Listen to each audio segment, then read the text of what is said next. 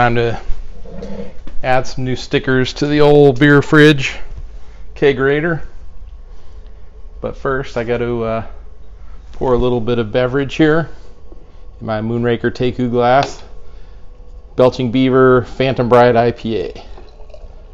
It's got a bit of a foamy head on it.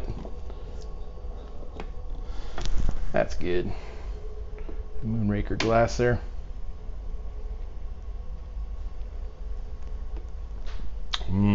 Yum. Good stuff. So I think I'm gonna Coin Rejects sticker on right about here, right between Pizza Port Brewing and Alvarado Street Brewing, right above the Netherworld arcade sticker. Thanks to my buddy Jerry, DJ Flask. So you can put it on here.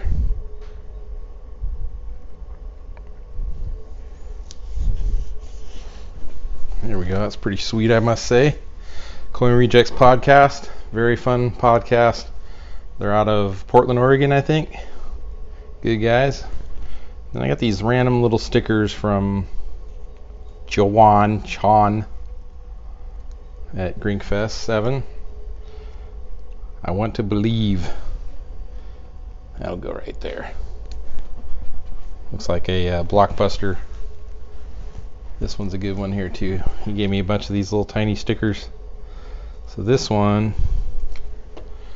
the Santa Cruz Screaming Hand, I think I'll put it here. Why not?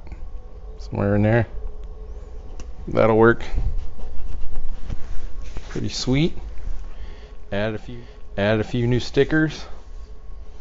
So yeah. It's you again. How are we doing this evening? I don't know. Is this my new intro?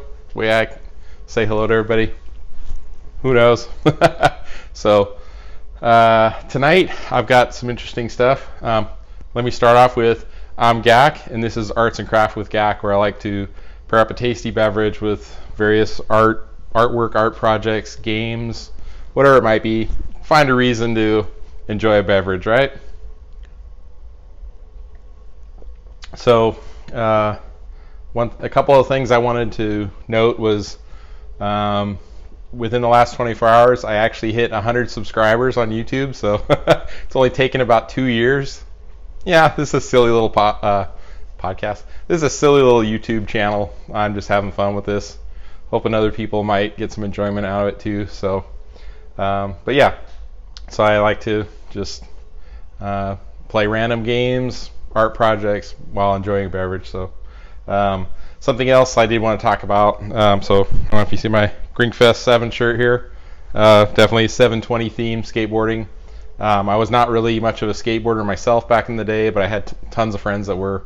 My thing was BMX. I loved riding my BMX bike, doing all the same, basically the same kind of stuff the skateboarders were doing, riding ramps and pools and all that stuff. So so recently there's some other BMXers that like having the old school stuff or mid school stuff, that are in their 40s or older, like myself, that just want to have a collection of these older bikes and stuff. So I actually still have a few things from back when I was building stuff. So another guy who actually fabricates parts now, Scott Meyer, I think is his name. He goes by SM Race Cars on Facebook, and Air Raid Bikes, I think, and he's on Instagram also, SM Race Cars. But yeah, so I actually sent him a couple parts.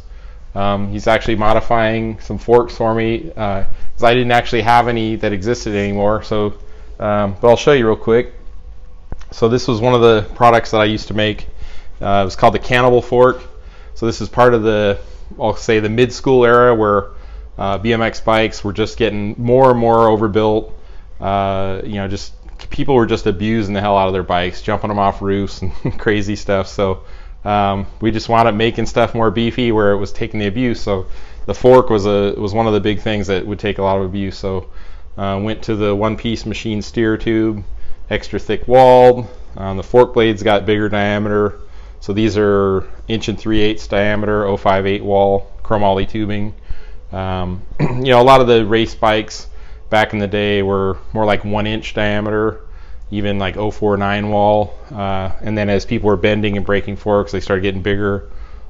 So like SE had landing gear forks, which were 1.25 inch diameter, and I think 049 wall. Then people started going to 058 wall, 065 wall, and then some of us even did larger diameter. So I went to 1 3/8 diameter on this, and then even the fork dropouts got thicker and thicker. So just got a little bit too overkill, but it was kind of a fun product to do, you know. So, but yeah, I called it the Cannibal Fork, so you can kind of see the logo there. It was Gack Bike Company was my brand. Yeah, sadly I had to close up shop about 15 years ago. So, but I still have some of these old parts from back then. This is actually for a 24-inch diameter wheel, like a cruiser size. And I never had, or I didn't keep any that were for a 20-inch wheel size. So I actually sent Scott a couple of 24-inch forks, and one pair he's going to keep himself, and the other pair hopefully he'll send back to me sometime here. So basically it just needs to get shorter. So essentially cut the weld here at the dropout, cut the blade so it can accommodate the shorter wheel, the smaller wheel for a 20-inch diameter wheel. So basically the distance between here and here gets about 2 inches shorter to account for the 20-inch wheel. So yeah, anyways, it's super heavy. Crazy overbuilt fork. And Scott actually asked me if I still had any welding fixtures, like for the fork, for example. And that, ironically, that's the only fixture I still have, and it's been modified a few times. So this is real heavy-duty machined aluminum. So there was a clamp up here that would hold the upper part, the steer tube of the fork, and then you can see these holes here that would locate this center hole. So you can kind of see the center hole on the fork blade there. So that's if you were going to do a bolt-on brake, old school style. But that's what would locate that point. So I had for the different wheel sizes. So I think it was 26, 24, 20, and 18 maybe. I don't know. Anyways, I had a handful of different sizes. You just hold the clamp. That would clamp the steer tube down. The fork blades would go into here between this and the main block here. There was actually some other plates on the inside too that were adjustable. And then there was brake mounts. So if you wanted to have welded on brake mounts, there's a part you could bolt on here to locate those brake mounts. Looks like this had been modified. Let's see, there's a spacer on here for different fork offsets and stuff. So, because mine had I believe it's an 1.25 inch offset. So when you look at the fork, grab the fork here. So basically you have the center of the axle to the center line of the fork blade. So that's the offset. I think they also might call it rake. But anyways, mine was an 1.25 inch offset, or roughly 32 millimeters, which was kind of a steep at the time. A lot of them would go out further, 1.5 inches, 1.75 inches even, because they would put the peg in front of the fork blade, where mine I cut the angle there to account for the peg clearance. So I would keep the steering a little bit tighter, a little more responsive, which seems to be really normal now on all new bikes. So, excuse me. So, anyways, thought I would share this. So that this would bolt the dropout on here to locate those, and they would stay. So I machined all this by hand myself. You know, you can see all these counterbore holes on the back and stuff. So, but yeah, this made maybe 300 or 400 forks during its life, something like that. So yeah, so I want to say thank you for all those who have been subscribing to my silly little YouTube channel. Like I said, just meant to be fun, having a good time, give me a reason to do projects and enjoy a tasty beverage. So so today what I'm actually going to do is I've got so this is a Moonraker glass here. This is actually a Moonraker beer. It's called Galaxy Crush by Moonraker. It's a pale ale, very hazy style, northeast style pale ale. But I'm with the Galaxy. Actually, my son recommended this one. So Galaxy, I'm going to tie that into Gyruss. So I'll explain the gameplay on Gyruss, but it does tie into Galaxy. So, but okay, well, so I'm going to go ahead and cut to the machine and talk about it a little bit, and then we'll crack open that beer and show some gameplay. So, sound good? All right. Okay, so here we go. Here's Gyruss. See if I can adjust the light here so you can see the marquee there. So Gyruss by Centuri. Centuri. Awesome game. Let's see here. So you basically fly around the galaxy and you go from planet to planet. As you work your way through the galaxy, it goes from Neptune, Earth, all those, and always the ongoing joke was Uranus. See if you can make it to Uranus, of course. So I do want to talk about this controls here. Let's see if I can close this up. Oops, I accidentally started the game. That's all right. We can listen to the gameplay maybe. So one of the things I found interesting about this on the controls was they have a red button, and this is correct. They have a red button for fire, which totally makes sense. But then they did a red button for player 1 and a white button for player 2. I'm not sure why they did that. I guess it was just, so you could easily identify if you're going to start a 1-player or 2-player game. I don't know. But yeah, and the coin door here has the raised logo, which those are pretty sought after for collectors now, because these were basically inserts that went into a kind of a generic coin door that I don't know if that was Coinco or what the brand was. Wico. So maybe you can make it out in there. So Wico actually made a lot of joysticks, which I think they're mostly known for. But actually, and ironically, this is not a Wico joystick on this game. But yeah, so Wico would make the coin door, and then it would just have an insert that would be whatever the manufacturer was. So there's a Taito one, there's a Cinematronics, I think there's Williams. Yeah, there's a bunch of different ones. So, but yeah, so to the controls, what really makes this legit to play proper is to have the actual correct controls, which this is what's called a Monroe joystick. I think Monroe was the manufacturer. So it's a really beefy joystick. It's all basically steel parts, all metal. There's no plastic in there. A lot of the older joysticks, Wico being one of them, they would use a lot of plastic parts inside, which would get worn and messed up eventually. But this one, basically all you have to do is spray some lubrication on there every once in a while, and it's golden. It works great. So look under the control panel here, so you can see all the base and the restrictor plate are all metal. It's a leaf stick. A leaf switch stick, and I guess they call it an 8-way, but it's actually kind of infinite because it's round. So it can go at any point going around there, where normal sticks, Wico that makes them typically, can be a 4-way or an 8-way, and there are basically indentations or cutouts in the base plate that kind of lock it in position.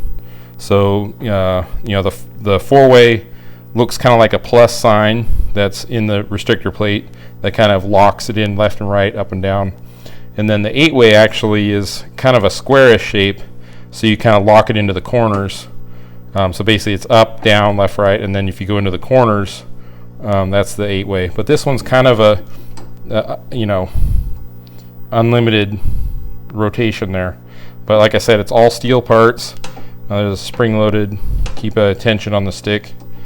But yeah, so it's one of my favorite joysticks, being leaf and all metal like that. So it's quiet, and really nice controls.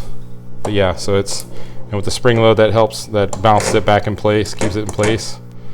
Otherwise it would just kind of flop around. So, but yeah, so that's a unique thing there. Trying to think of what year this came out, but I'll look that up and comment on that here in a moment, but I'm gonna go ahead and set up the camera so we can do some gameplay here.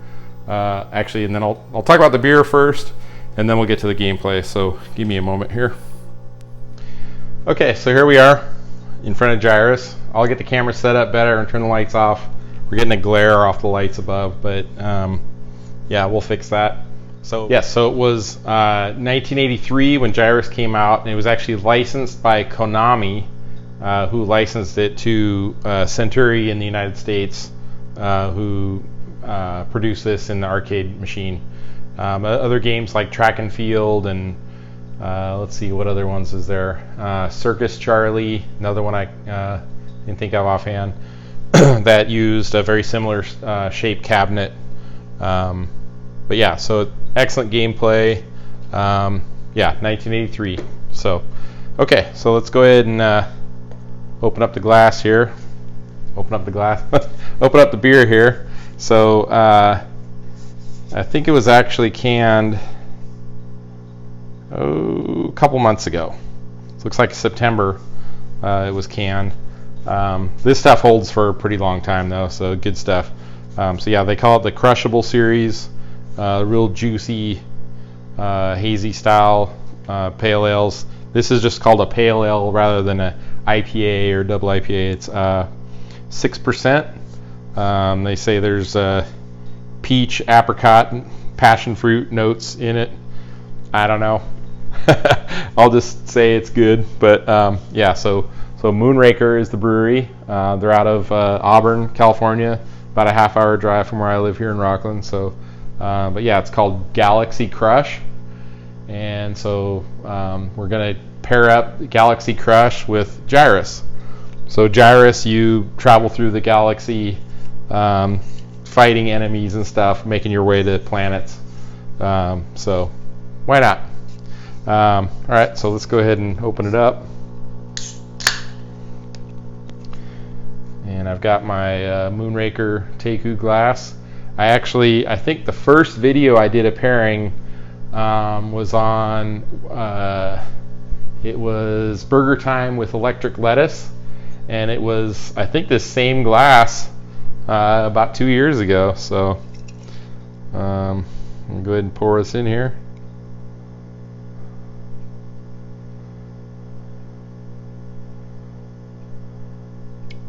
So right away you can tell it's super cloudy. You cannot see through that at all. Now you can make out the Moonraker logo. But yeah, so Moonraker, Galaxy Crush, pairing that up with Gyruss. So let's go ahead and give this a smell and a taste. Yeah, very juicy.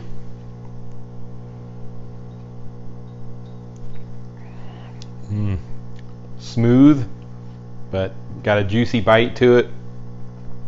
Good stuff. Yeah, it does have those fruity, citrusy, fruity notes to it.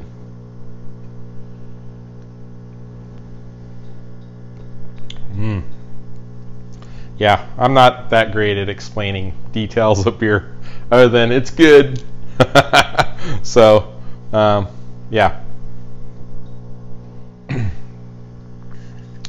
So here we go, Galaxy Crush with Gyruss. Oh, so let me talk about Gyruss a little bit. I played the hell out of this back in the day. I was about 12 years old when it first came out, right there in the middle of the heyday of arcades. And I could actually do pretty well at this game. I picked it up pretty quickly. I want to say I could regularly get over 200,000. And I don't think there's a continue feature on this game. It's just 1 quarter. When your life ends, your life ends. I might be wrong about that though. No, I think you can continue actually, but I believe it resets your score maybe. But yeah, anyway, so on a single quarter, I used to be able to get around 200 to 250,000 range. And I want to say you go through through our galaxy, and you make it to Neptune, Jupiter, whatever, somewhere, one of those, the 9th planet, and then it starts all over again. So, but yeah, you go through, I think, 2 or 3 levels. Then a bonus level is when you reach your planet. Each time you reach a planet. And yes, the joke was always, can you make it to Uranus? Kids being kids, right? So my score there says 180,000. I'm sure I've done far better than that. In the 300,000 range, probably my best game. It's been a while since I really played this in depth, but yeah, I would usually get upset if I lost my first life before reaching 100,000 points. But I kind of doubt that's going to happen this time, but we'll give it a shot. So, all right, so let's go ahead and dive into some gameplay, and that's Gyruss. Okay, so you can see a reflection of my clock there in the background. Maybe I'll turn that so you don't see it. I'll go ahead and turn this around.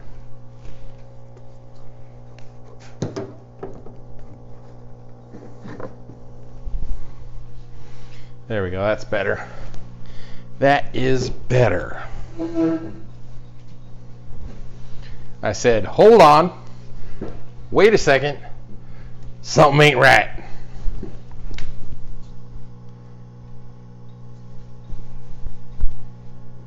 All right. That's a call out to you, Jason, and the engineering crew at work. Okay. So it turns out there is no continue feature, at least not in the free play version. So my initial thought was correct. 1/4 is it, and then you get as far as you can, and then you got to start all over if you try to continue. There is no continue, at least with the free play. What else was I going to say? So I showed the controller how it's basically a circular infinite restriction. There is no restriction. It's a circular hole on the base for rotating your controller, whereas other joysticks have kind of locked gates that will position your joystick in certain directions. 4-way or 8-way. There's 2-way. There's actually 3-way, I think, too. So anyways, so this one is I believe they consider it an 8-way stick, but there's no restriction, so you have infinite rotation in the circle. But yeah, so I believe there are patterns probably to every screen, but really the main screens that there's patterns to are the bonus levels. And I know the first one by heart. The second one is 50-50 if I get it right, and by the time I get to the third one, it's just a free-for-all. I'll be lucky if I get them all. So on those bonus levels, if you shoot all 40 of the attacking creatures, whatever they are, ships, if you get all 40 of them, you get a 10,000 point bonus on top of that. So, and I'm not sure. I think it might be progressive. It might actually be more each time, but we'll find out. So I'm going to go ahead and let's just get started. So it's they're leaf switches, so they're quiet, and you don't have to pound them. You can kind of just flicker the button, and it'll shoot pretty fast. And then so similar to Galaga, if you hit this, you'll get a double shot. Galaga is obviously different, but that's one of the attractions to this game, is getting the double shot there. So Neptune is the first planet that you attempt to reach.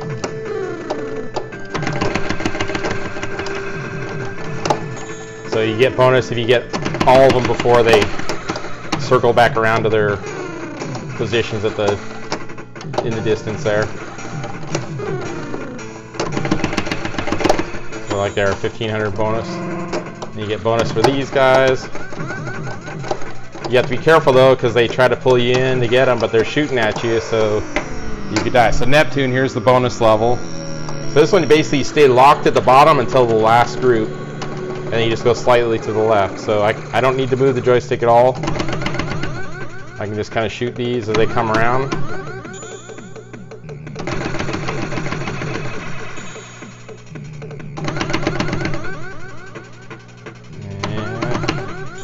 And this one I have to move. So that's it on that. That last set is the one that throws you off. But yeah, so perfect. So you get the scoring for shooting them all, and then you get 10,000 bonus on top of that for shooting them all. So now it's Uranus. 3 ropes to Uranus.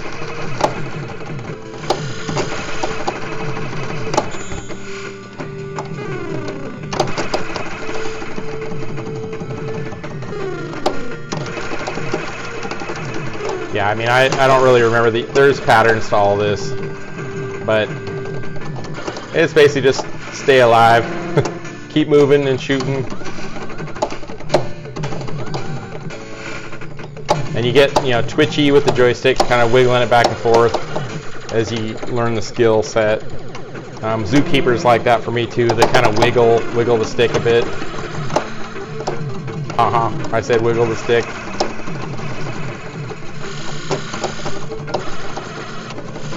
Bonus there.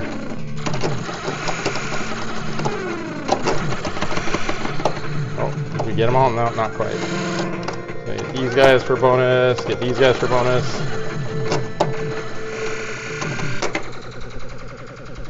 I'm doing pretty good. 1 warp to Uranus.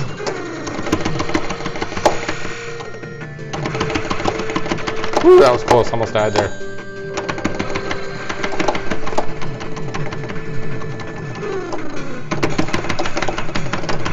Got these kind of random asteroids being thrown at you too.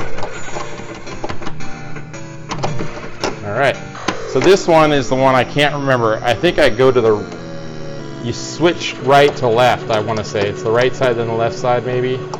I don't remember. Oh, nope. Oh no. Oh, I missed one. So there would have been the right. Maybe this one's the left. Nope. Oh.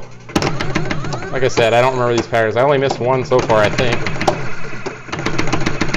I got 39 maybe? Yeah.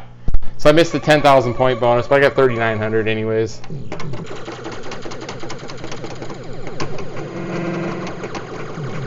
Saturn's the next one, huh?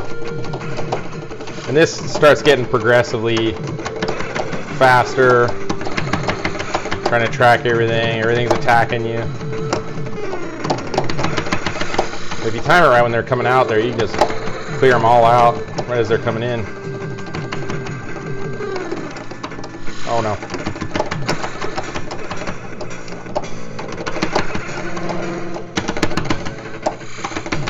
Oh, that was close. Alright, not too bad.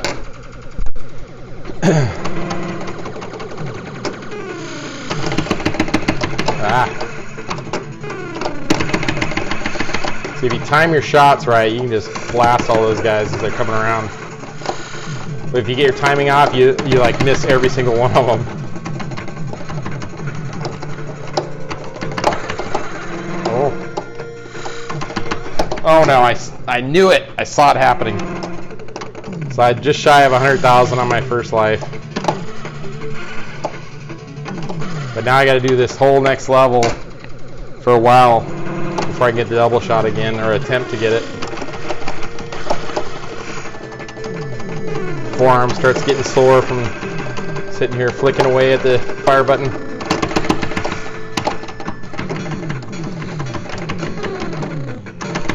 Oh, timing all off. Okay, come on, give me the bonus. Oh no! Ah! Brutal. Give me the thing again. Oh. Give it to me. Woo! Oh. Dang it. Hit the camera. Lost my life.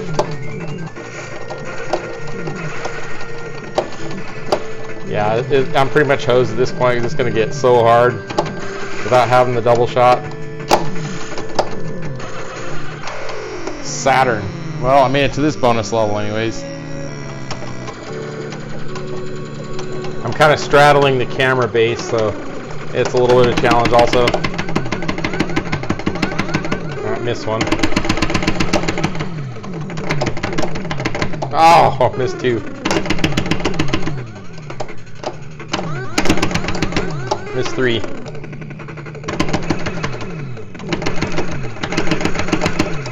Four, five.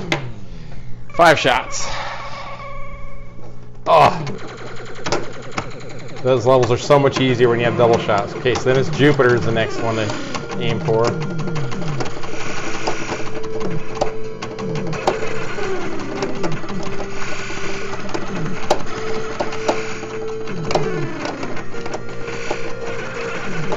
Ah. Ah.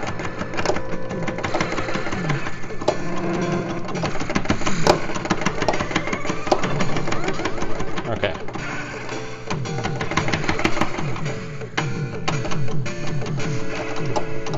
Okay.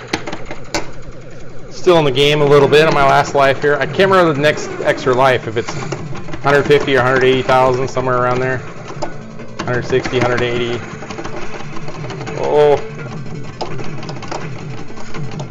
So it's kind of like just hang in there, try to get, oh, try to get to that extra life. Oh, so you gotta do that wiggle. Oh, oh no! Ah! All right, 127,100. Third place gets me on the scoreboard. And I can't do 4 letters, so 3 letters it'll be. Third place, not too bad, I guess. Stage 13, not too bad for not playing for a while. So, all right, woohoo! That is Gyruss. Fun game. All right, so that was Gyruss. Having a good time. Again, thank you for the 100 plus subscribers now. Who knows? Maybe I'll hit 110 next. So, anyways, cheers everyone. Moonraker Galaxy Crush with Gyruss. Woo!